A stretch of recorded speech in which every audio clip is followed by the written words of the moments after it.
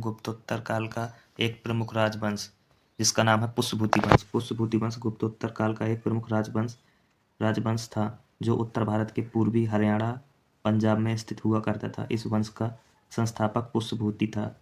इसी के नाम पर यह पुष्यभूति वंश कहलाया और इसे वर्धन वंश के नाम से भी जाना जाता है। ये गुप्तों के सामंत हुआ करते थे।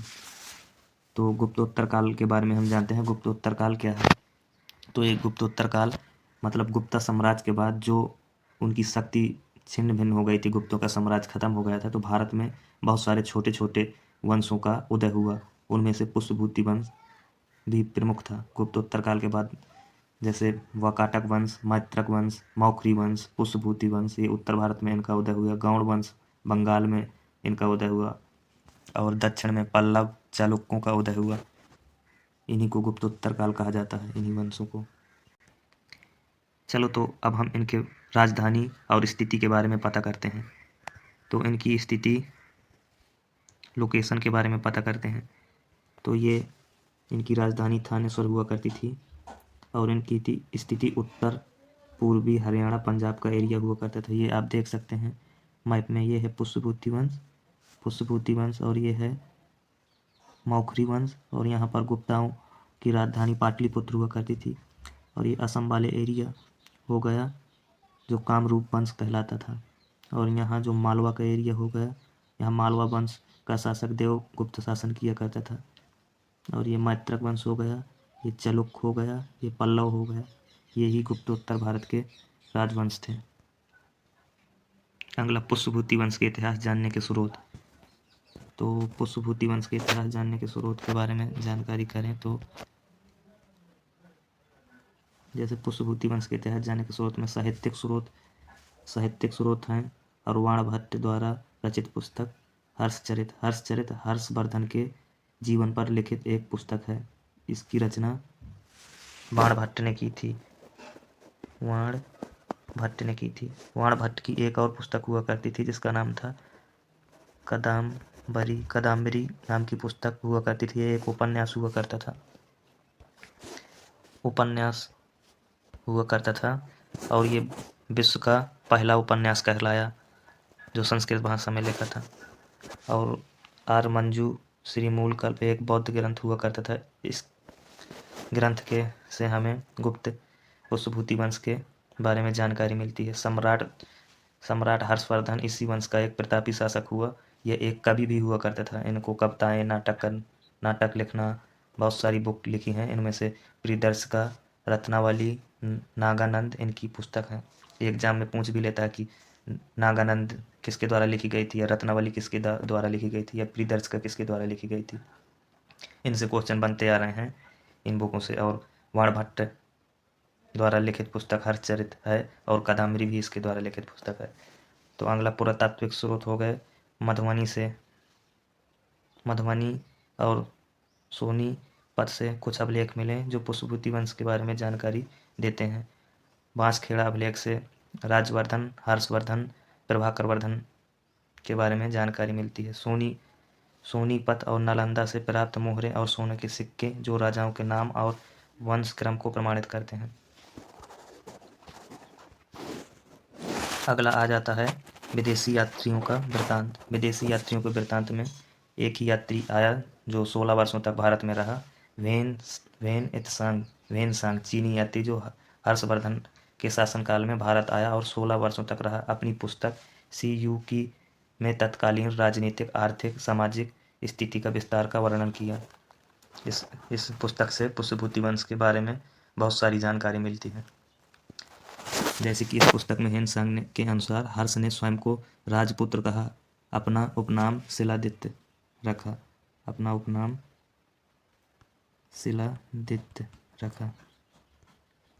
पुष्यभूति वंश के प्रमुख शासक। तो जैसे इनका पुष्यभूति वंश का संस्थापक पुष्यभूति रहा, लेकिन इसका प्रतापी शासक प्रभाकर वर्धन रहा। प्रभाकर वर्धन के 3 संतानें हुआ करती थी।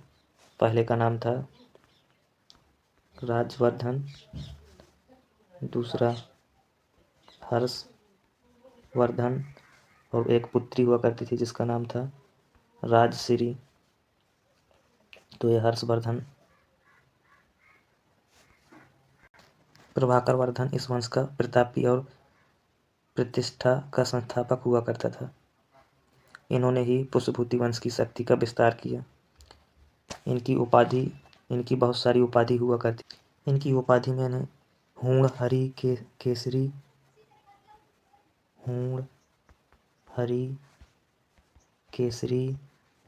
केसरी, सिंधुराज,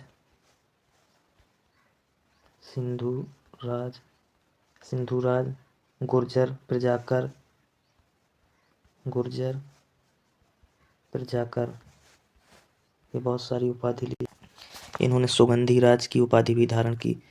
लाट पाट व पाट चर्रों की उपाधि धारण की। अपनी स्थिति को सुदृढ़ करने के लिए प्रभाकर वर्धन ने मौखरियों से वैवाहिक संबंध जोड़े। इनका मौखरियों के साथ वैवाहिक संबंध हुआ करते थे। जो प्रभाकर वर्धन की पुत्री राजश्री का विवाह मौखरी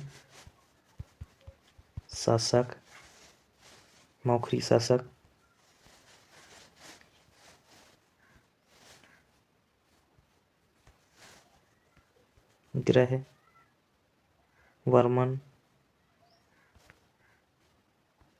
ग्रहवर्मन के साथ हुआ था। अगला शासक हुआ राजवर्धन। प्रभाकर वर्धन का बड़ा पुत्र हुआ करता था, जो थानेश्वर के राज सिंहासन पर बैठा। उसी समय उसे समाचार मिला कि बंगाल के शासक शशांक और मालवा के शासक देवगुप्त, एक बंगाल में एक गौण शासक हुआ करता था जिसका नाम गौण शासक शशांक और मालवा का शासक देवगुप्त ने मिलकर कन्नौज पर आक्रमण किया तथा ग्रहवर्मन की हत्या कर राजश्री को कैद कर लिया। यह समाचार सुनकर राजवर्धन को बहुत गुस्सा आया। इस घटना की सूचना पाकर राजवर्धन कन्नौज की सुरक्षा के लिए आगे बढ़ा। उसने देवगुप्त की सेना को पराजित कर दिया, परंतु शशांक जो था, इसने धोखे में आकर राजवर्धन की हत्या कर दी। और यह समाचार उसके भाई हर्षवर्धन को जब पता चला तो आग बबूला हो गया और उसने निर्णय लिया कि अपने भाई का प्रतिशोध और बदला लेना है, शशांक को मारना है और अपनी बहन को कैद से छुड़वाना है। हर्षवर्धन को ये बहुत ठेस लगा। ये वही शशांक था जो गौतम बुद्ध को जिस वृक्ष के नीचे ज्ञान की प्राप्ति हुई थी, उसने उस वृक्ष को काट डाला था। अगला शासक हुआ हर्षवर्धन पुष्यभूति वंश का सर्वाधिक प्रतापी राजा हुआ। हर्षवर्धन का जन्म, इसका जन्म नोट कर लीजिए, पूछा जाता है एग्जाम में। इसका जन्म 591 में, लिख दूँ इसमें, 591 ईस्वी में हुआ। इसका जन्म 591 ईस्वी में हुआ। और ये प्रभाकर वर्धन यशोमती का पुत्र हुआ करता था, ये छोटा पुत्र हुआ करता था। हर्षवर्धन का बड़ा भाई राजवर्धन था, जिसकी हत्या शशांक ने कर दी थी, गौड़ राजा ने। और राजवर्धन की हत्या के पश्चात 606 ईस्वी में ये पुष्यभूति वंश का शासक बना, जब इसकी उम्र 16 वर्ष थी। ये एग्जाम में पूछ सकता है कि जब हर्षवर्धन पुष्यभूति वंश का राजा बना तो इसकी उम्र कितनी थी, तो 16 वर्ष थी। इसका आंसर हो जाएगा 16। ऐसा कहा जाता है कि हर्षवर्धन ने अपने भाई का प्रतिशोध करने के लिए अपने ममेरे भाई मांडी के साथ शशांक को मारने के लिए निकले थे। और इसी बीच उन्हें रास्ते पर कामरूप के राजा भास्कर वर्मन का दूत हंससेन मिल गया था। तो कामरूप जो है, कामरूप राजा, ये कामरूप का शासन असम में हुआ करता था। इसको मिटा लूँ।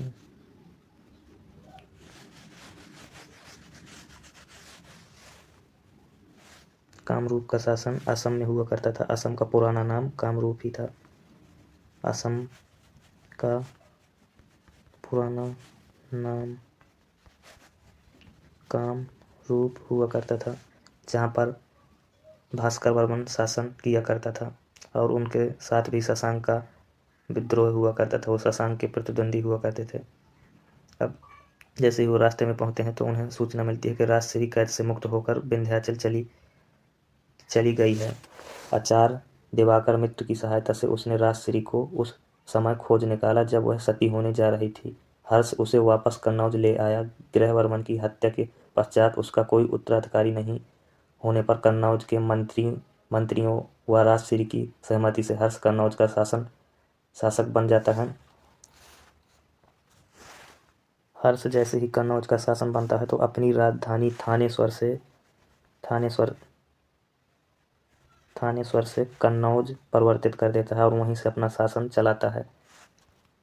और हर्षवर्धन के ही दरबार पर वाणभट्ट नामक एक कवि हुआ करता था। जो हर्षचरित नामक पुस्तक लिखी थी, जिसमें हर्ष की जीवनी लिखी गई है। हर्ष के दरबार पर ही चीनी यात्री हेनसांग आया था। हेनसांग ने इसे शिलादित्य की उपाधि दी थी, ये पूछ सकता है। और ये बहुत ही मोस्ट फैक्ट है, ये पता नहीं सही हो या गलत, इसके बारे में अभी तक इतिहासकारों में पुष्टि नहीं हुई है। हर्ष को भारत का आखिरी हिंदू शासक कहा गया है, इसका कोई प्रमाण नहीं है। और हर्षवर्धन ने अपना साम्राज्य विस्तार के लिए जब सोचा तो वहाँ उसने चालुक्यों के साथ प्रतिशोध करना शुरू किया। यहाँ पर चालुक्य रहते थे। ये हुआ भारत का मैप, ऐसे मान के चलो। यहाँ चालुक्य शासन किया करते थे महाराष्ट्र के वाले एरिया में। और यहाँ पर पुष्यभूति हो गया, और यहाँ पर मैत्रक हो गया, यहाँ मालवा का शासक हो गया, यहाँ कामरूप, यहाँ बंगाल का गौड़ शासक। जब हर्ष ने अपना साम्राज्य विस्तार किया तो चालुक्य वंश के राजा पुलकेशिन द्वितीय ने इसको नर्मदा नदी के किनारे रोक दिया और उसका साम्राज्य विस्तार यहीं तक सीमित रहा। हर्ष के प्रशासन के बारे में जानते हैं। हर्ष का प्रशासन राजतंत्रात्मक हुआ करता था। राजा अपनी दैवी उत्पत्ति में विश्वास करता था। राज्य प्रशासनिक सुविधा के लिए ग्राम विषय भुक्ति तथा राष्ट्र में विभाजित था। हर्ष ने पदाधिकारियों का शासन पत्र के द्वारा जमीन देने की प्रथा चलाई। हेनसांग ने बताया कि हर्ष अपनी राजकीय आय का 4 भागों में विभाजित किया करता था, जिसमें से एक भाग राजा के व्यय के लिए व दूसरा भाग धार्मिक कार्यों के लिए हुआ करता था। और हर्षकालीन ताम्रपत्रों में केवल 3 करों का उल्लेख मिलता है। पहला कर हो गया भाग, और दूसरा हिरण्य, तीसरा बलि। भाग कर भूमि कर था, जो राज्य की आय का मुख्य साधन था, तथा कृषकों से उनकी उपज का 6ठा भाग लिया जाता था, 1/6 भाग। और ये मराठा भी लिया करते थे। चौथ और सरदेशमुखी चौथ की रकम हुआ करती थी 1/4, जो मराठा लिया करते थे। सरदेशमुखी 1/6 हुआ करती थी। और ये हर्ष के समय भी देखने को मिला, 1/6 भाग लिया करता था। हिरण्य कर नगद लिया जाता था, जिसे संभवतः व्यापारी देते थे। बलि कर के विषय में कुछ भी ज्ञात नहीं है। संभवतः है कि यह एक प्रकार का धार्मिक कर रहा होगा। हर्ष काल में सिंहनाद सेनापति हुआ करता था और कुंतल अश्वसेना का प्रधान हुआ करता था। अवंती युद्ध और शांति का अधिकारी हुआ करता था। ये कुछ इंपॉर्टेंट फैक्ट हैं, इनको नोट कर लेना, एग्जाम में पूछा जाता है, नोट कर लेना। सिंहनाद क्या है? ये सेनापति का पद हुआ करता था। और कुंतल क्या है? अश्वसेना का प्रधान अधिकारी कुंतल कहलाता था। और हर्ष के बारे में एक महत्वपूर्ण फैक्ट, हर्ष 5 वर्षों पर प्रयाग संगम पर महामोक्ष परिषद का आयोजन किया करता था। हर्ष बौद्ध धर्म अपना लिया था और हर साल हर्ष प्रतिवर्ष एक सम्मेलन किया करता था अपनी राजधानी कन्नौज पर। हर्ष ने विभिन्न धर्मों की विशाल सम्मेलन कन्नौज पर ही किया करता था। हर्ष ने ही अपनी राजधानी कन्नौज बनाई थी। इसके पहले इनकी राजधानी थानेश्वर हुआ करती थी। आपको शायद बता चुका हूँ कि हर्षवर्धन की बहन का विवाह मौखरी वंश के राजा गृहवर्मन के साथ हुआ था, जो कन्नौज के राजा थे। और जब उनकी हत्या कर दी गई थी शशांक और मालवा के शासक देवगुप्त के द्वारा, तब वो कन्नौज का शासन बना, वहाँ के लोगों के कहने पर, मंत्रियों के कहने पर, क्योंकि कन्नौज का शासन करने के लिए कोई उत्तराधिकारी नहीं हुआ करता था गृहवर्मन की हत्या के बाद। चीन पर दूध भेजने वाले प्रमुख शासक में से हर्षवर्धन भी हुआ करता था। हर्षवर्धन जो पुष्यभूति वंश का था। और नरसिंह द्वितीय भी चीन पर अपना दूध भेज चुका था, जो पल्लव वंश का था। यशोवर्मन कन्नौज नरेश हुआ करता था, ये भी अपना दूध चीन पर भेज चुका था। कलोत्तुंग प्रथम चोल वंश का शासक हुआ करता था, ये भी चीन पर अपना दूध भेज चुका था। तो ये 4 शासक थे। कभी कभी इनसे प्रश्न पूछ लेता है एग्जामिनर कि चीन में दूध भेजने वाले प्रमुख शासक कौन कौन थे, तो किसी 3 का नाम दे देगा, उनमें से 1 का नाम नहीं देगा, ऐसे करके भी पूछ सकता है। और चीन से भारत आने वाले प्रमुख यात्री में से हेन सांग था, जो 636 ईस्वी से 45 ईस्वी तक 645 ईस्वी तक भारत में रहा। हर्षवर्धन के समय भारत आया। भास्कर वर्मन तथा हर्षवर्धन की राजसभा में रहा। फाह्यान भी 399 से 414 ईस्वी तक भारत में रहा। चंद्रगुप्त द्वितीय विक्रमादित्य के दरबार में आया था। और इत सिंह 671 से 695 ईस्वी तक भारत में रहा। समुद्री मार्ग से भारत में आने वाला पहला चीनी यात्री इत सिंह कहलाता था। ये क्वेश्चन एग्जाम में कई बार रिपीट हुआ कि समुद्र मार्ग से आने वाला पहला चीनी यात्री कौन था। ऑप्शन दे देता है हेन सांग, फाह्यान, इत सिंह, तो इत सिंह था। और एक फैक्ट और है कि जब हेन सांग भारत आया था तो नालंदा विश्वविद्यालय में अपनी शिक्षा ग्रहण की। उस समय नालंदा विश्वविद्यालय का आचार्य शीलभद्र हर्ष के समय नालंदा विश्वविद्यालय के कुलपति हुआ करते थे। तो शीलभद्र क्वेश्चन पूछ चुका है कई बार। शीलभद्र हर्ष के समय नालंदा विश्वविद्यालय के कुलपति हुआ करते थे। हर्ष के बारे में कहा जाता है कि कन्नौज के बाद उसने प्रयाग में एक विशाल सम्मेलन कराया था, महासम्मेलन के नाम से उसे जाना जाता था, जहां हर्ष ने अपने शरीर के वस्त्रों को छोड़कर सभी वस्तुओं का दान कर दिया था। यह बहुत दानी शासक भी हुआ। हर्ष आरंभ में शैव धर्म को मानता था, परंतु धीरे धीरे बौद्ध के प्रभाव से उसने महायान के सिद्धांत के प्रचार के लिए कन्नौज में एक विशाल सम्मेलन आयोजित किया। इस सम्मेलन में शास्त्रार्थ और आरंभ हेन सांग ने किया था। हेन सांग के अनुसार नालंदा विश्वविद्यालय का भरण पोषण 100 गांवों के राजस्व से होता था। इत सिंह ने इस संख्या को बढ़ाकर 200 कर दिया था। हर्ष की धार्मिक नीति सहनशील थी। अब हम करेंगे पुष्यभूति वंश के मोस्ट इम्पोर्टेंट PYQ, जो आपके विगत वर्षों में SSC, रेलवे, आल एग्जाम, कम्पिटिटिव एग्जाम में पूछे गए हैं। ये क्वेश्चन बार बार रिपीट होते हैं और इन्हीं से ही क्वेश्चन बनते हैं। तो क्वेश्चन नंबर पहला, हर्षवर्धन की बहन राजश्री का विवाह कानकुब्ज के मौखरी राजा के साथ हुआ था। तो इसका आंसर आपको बताना है। A Grahavarman, B Devagupta, C Shashank, Ishan Varman. तो इसका राइट आंसर हो जाएगा A ग्रहवर्मन के साथ हुआ था। देवगुप्त तो ये मालवा का शासक था, मालवा का शासक था देवगुप्त। शशांक ये गौड़ का शासक था, गौड़ शासक जो बंगाल में हुआ करता था। ईशान वर्मन भी ये मौखरी वंश का शासक था। ग्रहवर्मन के पहले ये दादा हुआ करता था ग्रहवर्मन का। क्वेश्चन नंबर दूसरा, निम्नलिखित में से कौन सा कथन राजा हर्षवर्धन के संदर्भ में सही नहीं है। ये क्वेश्चन 2 बार नहीं 10-15 बार रिपीट हुआ है, कभी NTPC में, कभी SSC, CGL, CHSL, railway, MTS, GD, all other state के एग्जामों में भी रिपीट हुआ है ये क्वेश्चन। सेम टू सेम ये क्वेश्चन 2 बार रिपीट हो चुका है। तो पहला ऑप्शन है, लगभग 1400 वर्ष पूर्व हर्षवर्धन ने शासन किया। चीनी यात्री हेन सांग काफी समय के लिए हर्ष के दरबार में आया। C हर्षवर्धन का दरबारी कवि हरिसेन था। चरित हर्षवर्धन पर लिखित एक जीवनी है। तो पूछा गया कि सही नहीं है, तो ये सारे के सारे सही हैं और ये इसका राइट आंसर हो जाता है ऑप्शन नंबर D, इसका राइट आंसर हो जाता है। सॉरी, इसका राइट आंसर हो जाएगा ऑप्शन नंबर C। हर्षवर्धन के दरबार में कभी हरिसेन नहीं रहा करते थे, वर्ण भट्ट रहा करते थे। तो उसने क्वेश्चन में पूछा है कि कौन सा कथन गलत है, तो गलत हो जाएगा ऑप्शन नंबर C, क्योंकि ये तीनों की तीनों सही हैं। A, B और D सही हैं, C गलत है। तो इसका राइट आंसर हो जाएगा C। क्वेश्चन नंबर तीसरा, हर्षवर्धन की मृत्यु के पश्चात हर्षवर्धन की मृत्यु के लगभग 75 वर्ष बाद किस शासक ने कन्नौज की सत्ता संभाली थी। तो ऑप्शन A यशोवर्मन, यादगिरी महेंद्र वर्मन, पुलकेशन द्वितीय।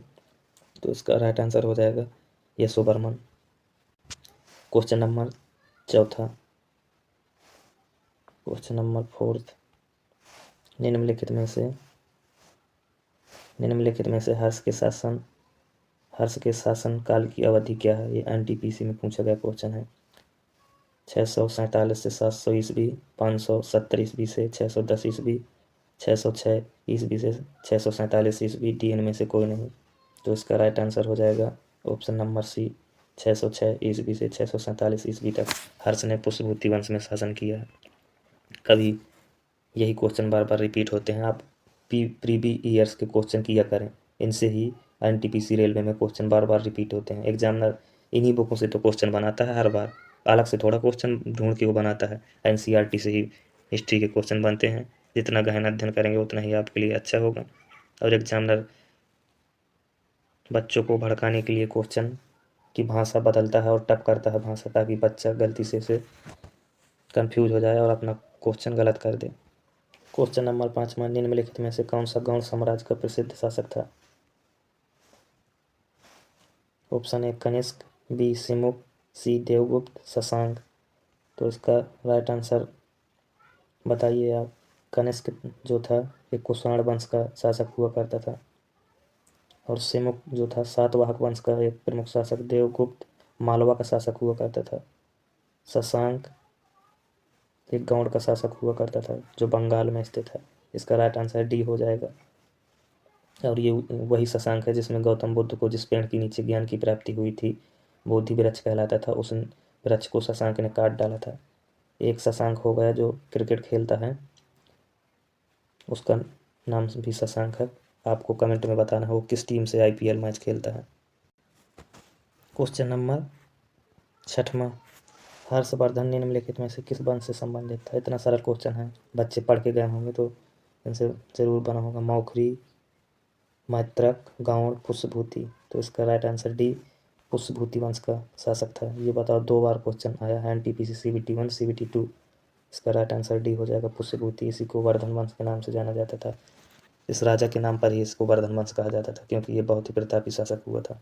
क्वेश्चन नंबर 7, हर्षवर्धन के दरबारी कवि कौन थे? ये एसएससी एमटीएस 2024 और 22 में सेम क्वेश्चन रिपीट हुआ है। 22 में यही क्वेश्चन बना था और 24 में सेम, कोई भाषा भी तक नहीं बदली है। तो कालिदास, तानसेन, बाणभट्ट, तुलसीदास। तो इसका राइट आंसर हो जाएगा बाणभट्ट। हर्षवर्धन का दरबारी कवि हुआ करता था। इसकी रचना थी हर्षचरित, इसकी रचना हुआ करती थी। और इसकी एक रचना कादम्बरी थी जो संस्कृत का उपन्यास हुआ करता था। इसे दुनिया का पहला उपन्यास भी कहते हैं। क्वेश्चन नंबर 8, निम्नलिखित में से किसने हर्षवर्धन को हराकर जब उसने दक्कन के चालुक्य राज पर आक्रमण किया था? तो दक्कन में चालुक्यों का बोलबाला हुआ करता था। हर्ष ने सोचा था अपना राज विस्तार करें, और उसने दक्कन की तरफ अपनी सेना लेकर बढ़ा। तो वहाँ का राजा पुलकेशन द्वितीय ने हर्षवर्धन को रोका। नर्मदा नदी के तट पर इनका संग्राम हुआ और हर्षवर्धन वहाँ से चुपचाप निकल गया और उसका राज विस्तार वहीं तक सीमित रहा। तो इसका right answer option number C हो जाएगा, पुलकेशन द्वितीय, जो चालुक्य वंश का प्रतापी शासक हुआ। निम्नलिखित में से कौन सा तिब्बती संघर्ष का हिस्सा नहीं था? कन्नौज पर नियंत्रण करने के लिए सदियों तक लड़े। तो इसका राइट आंसर हो जाएगा ए, चोल नहीं था। राष्ट्रकूट पाल गुर्जर प्रतिहारों के बीच कन्नौज को राजधानी बनाने के लिए तिब्बती संघर्ष चले आ रहे थे। बाद में गुर्जर प्रतिहार वंश ने कन्नौज की राजधानी बना लिया था, और ये एसएससी सीजीएल में पूछा गया क्वेश्चन है। क्वेश्चन नंबर 10, हर्षवर्धन और पुलकेशन द्वितीय के बीच युद्ध किस नदी के तट पर लड़ा गया था? ए गोदावरी, बी गंगा, सी नर्मदा, डी कृष्णा। तो इसका राइट आंसर हो जाएगा ऑप्शन नंबर सी, नर्मदा नदी के बीच लड़ा गया था। और ये एसएससी जीडी 2022 में पूछा गया पीवाईक्यू क्वेश्चन है। क्वेश्चन नंबर 11, निम्नलिखित में से किसने 641 ईस्वी में चीन दरबार में अपना दूत भेजा था? एनटीपीसी में पूछा गया क्वेश्चन है। नरसिंह वर्मन प्रथम, हर्षवर्धन, नरसिंह वर्मन द्वितीय, पुलकेशन द्वितीय। तो इसका राइट आंसर हो जाएगा ऑप्शन नंबर बी, हर्षवर्धन ने भेजा था। मैं इसके पहले डिस्कशन कर चुका हूँ कि चीन में दूध भेजने वाला शासक 4 शासक हुए। हर्षवर्धन हुआ जो पुष्यभूति वंश से था, और नरसिंह द्वितीय हुआ जो पल्लव वंश का था। यशोवर्मन हुआ जो कन्नौज नरेश था। कलोत्तुंग प्रथम हुआ जो चोल नरेश था। इन्होंने चीन पर अपना दूध भेजा था। और ये क्वेश्चन देखने को मिला है एनटीपीसी में, ये रिपीटेड क्वेश्चन है, पीवाईक्यू है। हाँ तो दोस्तों, कैसी लगी वीडियो? और अगले वीडियो में हम पढ़ेंगे हड़प्पा सभ्यता के बारे में, वहाँ से भी क्वेश्चन बनते हैं। फिर पढ़ेंगे जैन धर्म, बौद्ध धर्म, फिर गुप्ता, फिर मौर्य वंश, ये सारा कुछ कवर करेंगे। आपको इस चैनल में PYQ करवाए जाएंगे जो NTPC अभी होने वाले हैं अप्रैल मई के महीने में। इससे डायरेक्ट क्वेश्चन देखने को मिलेंगे। SSC रेलवे के हर एग्ज़ाम के लिए ये इम्पोर्टेंट वीडियो है। और जैसे आप हिस्ट्री के किसी भी एग्ज़ाम में अगर क्वेश्चन आते हैं, जैसे ऑल स्टेट एग्ज़ाम हो गए, हिस्ट्री के अगर क्वेश्चन आते हैं तो आपको कहीं पर जाने की ज़रूरत नहीं है, इसी वीडियो से ही आपके सारे क्वेश्चन फंस जाएंगे। जय हो, जय हिंद, बाय बाय, जय श्री राम।